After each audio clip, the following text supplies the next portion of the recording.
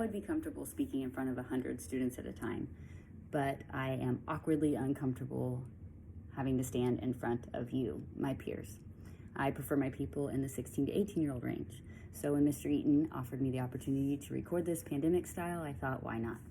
I'm sure that Mr. Tubman would have loved to stand up here and speak in front of you, and hopefully he'll get that chance sometime soon.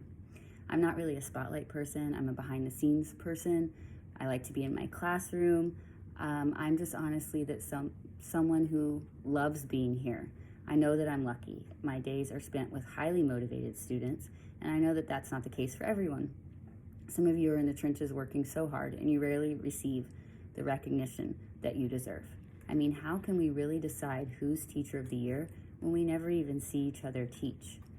I think so many teachers here deserve this award, and that's what makes it such an honor. So I'm going to accept it for all of us. Those that made it through their roughest first year teaching, their 15th year teaching, maybe it's their last year teaching, or those of us that have lost count of the years we've been teaching. I truly believe that anyone who made it through this unprecedented, and I'm sorry to say that word again, but anyone who made it through this year deserves to be Teacher of the Year. So I will happily share the paperweight that I receive with all of you.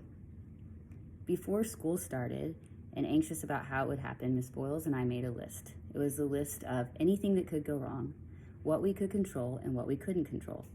We predicted snow. We had no idea how much we would get, and we did a pretty fair job in our predictions. But we did not predict cancer, and that's called perspective. Perspective has a way of knocking you over. It gives you the ability to see the big picture, to not allow the small stuff to occupy too much of your mental space, to walk with each other through the storms instead of handing someone an umbrella. We have all fought this COVID battle together, but some of us are fighting even bigger battles in an already hard time. My hope is that it does not take something like cancer for us to remain focused on what is important.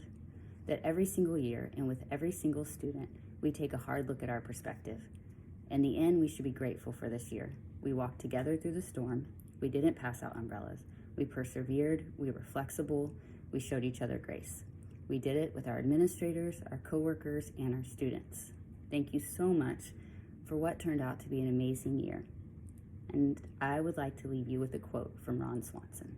I'm not usually one for speeches, so goodbye.